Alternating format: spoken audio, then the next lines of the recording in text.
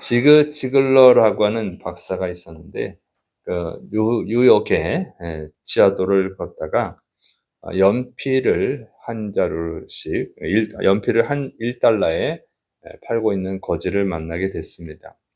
그 거지를 지나가는 사람들이 불쌍히 여기고 그 1달러를 그냥 주고 갔습니다. 그런데 이 지글러 박사는 그 거지에게 1달러를 주고 연필을 한 개를 달라고 말했어요. 그러니까 보통 사람들은 그 거지를 불쌍히 여기는 사람들은 그냥 1달러만 주고 가는데 이 지글러 박사가 연필을 달라고 하니까 좀 못마땅하게 이 거지가 봤습니다. 그런데 지글러 박사가 연필을 받고 나서는 "당신도 나와 같은 사업가입니다. 당신은 거지가 아닙니다. 성공하기를 바랍니다." 이렇게 말을 했다는 거예요. 그 말을 듣고 이 거지의 생각이 바뀌었다는 것입니다. '그래 나는 거지가 아니다. 나는 사업가다.' 이렇게 생각을 바꾸니까 그의 삶의 자세가 바뀌었다는 거예요. 그리고 그 연필을 파는 자세가 바뀌었다는 것이죠.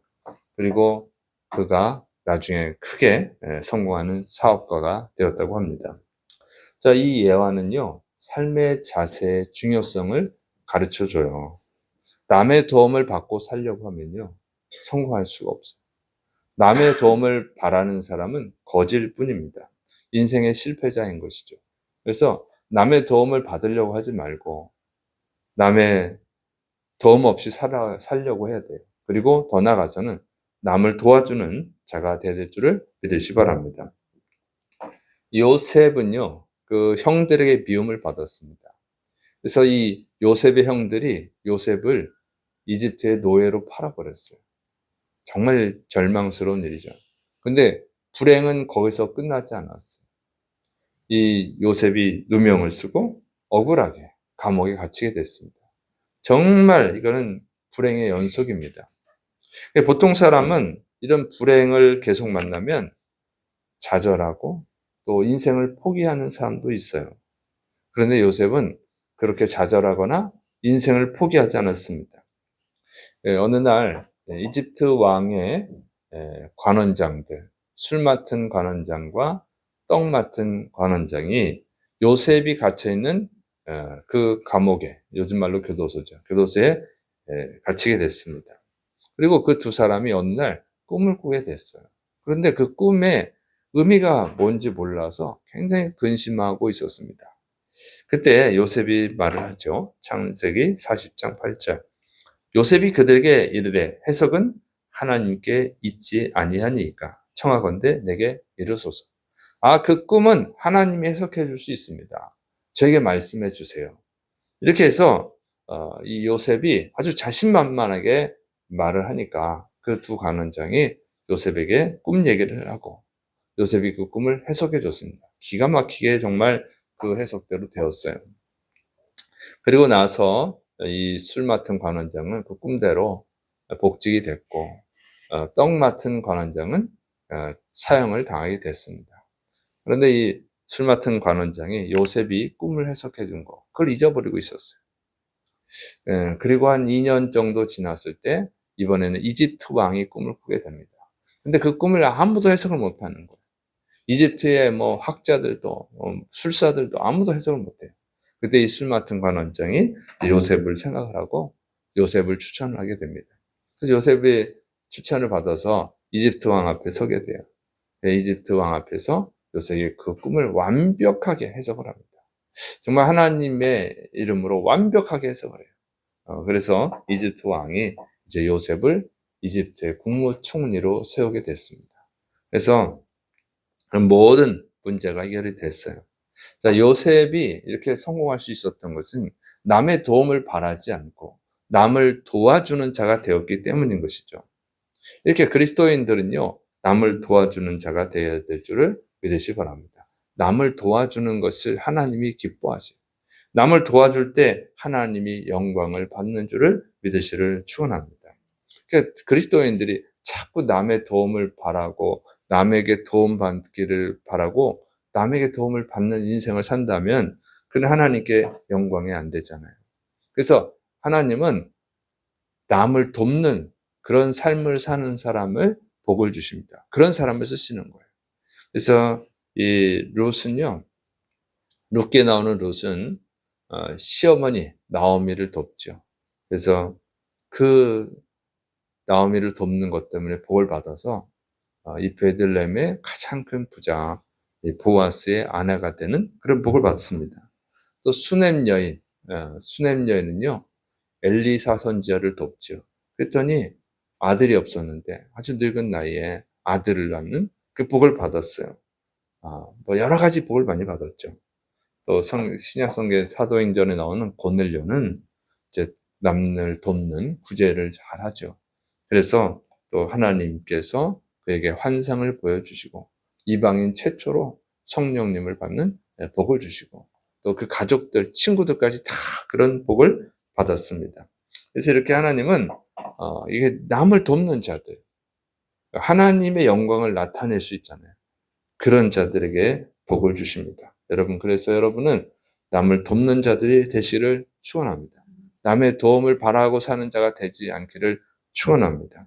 그래서 아주 작은 것부터 커피 얻어 마시는 거, 밥 얻어 먹는 거 이런 거 좋아하는 것은 좋지 않아요. 남에게 베푸는 사람이 되는 것이 좋습니다. 그렇게 할 때 하나님께서 복을 주시는 거예요. 누가복음 6장 38절에 주라 그리하면 너에게 줄 것이니 곧 후이 되어 누르고 흔들어 넘치도록 하여 너에게 안겨 주리라. 하나님은 부자입니다. 하나님의 뜻대로 사용하면 얼마든지 채워주시는 거예요. 근데 하나님은 우리 그리스도인들이 남을 돕기를 원하세요. 도움받는 자가 되시기를 원치 않으세요. 하나님이 부자인데 우리가 자꾸 남에게 도움을 받고 살면 하나님 영광을 가리지 않아요. 그래서 정말 작은 것 하나라도 돕는 인생을 살아야 되는 거예요. 그런데 또 이렇게 말하면 돈이 없는 사람들은 내가 어떻게 돕냐고 이렇게 생각할 수 있어요. 나는 돈이 없는데 어떻게 도와줄 수 있냐고. 도와주고 싶어도 나는 돈이 없어서 도울 수가 없다. 이렇게 생각할 수 있어요. 근데 그 생각이 잘못된 거예요. 항상 나보다 가난한 사람은 있거든요. 그런데 남을 돕는 것은 꼭 돈이 필요한 것이 아닙니다. 오늘 본문에 나오는 요셉은 돈으로 도와준 게 아니에요. 지금 옥에 갇혀 있는데 교도소에 갇혀 있는 사람이 뭘 도와줄 수 있겠어요? 더구나 노예였잖아요. 노예였는데 감옥에 갇혔어요. 무슨 돈이 있겠어요? 이 사람이 요셉이 도와준 것은 돈으로 도와준 것이 아니에요. 꿈을 꾸고 그 꿈이 무슨 뜻인지 몰라서 근심하고 있는 그 사람을 꿈을 해석함으로 도와준 거죠. 룻기에 나오는 룻은요, 가난한 여자였어요. 집안이 망했잖아요. 그럼 뭘 도와주시겠어요? 그가 돈이 없어요. 그러니까 남의 밭에 나가서 추수하고 남은 떨어진 그 이삭을 부지런히 주워다가 자기 시어머니 나오미를 봉양을 한 거죠. 그때 복을 받았어요. 그러니까 가난해도 돈이 없어도 얼마든지 도와줄 수 있습니다. 모든 사람이 다 돈을 필요로 하는 것은 아니에요. 더군다나 부자들은요, 돈이 많아요. 돈이 많아서 돈이 필요가 없어요. 그 사람들한테는 돈으로 도와줄 이유가 없고 도와줄 필요가 없는 것이죠. 그러나 돈이 많다고 해서 다른 도움이 필요 없는 것은 아니에요. 돈은 많아도 부족한 것들이 있거든요. 권력자라도 부족한 것이 있어요. 근데 그러니까 자기가 도와줄 수 있는 것으로 도와주면 되는 거예요. 자기에게 있는 것으로 도와주면 되는 것입니다. 근데 우리 그리스도인들은 세상에 있는 모든 사람을 도울 수가 있어요. 먼저 믿지 않는 사람들은요, 다 지옥 갑니다.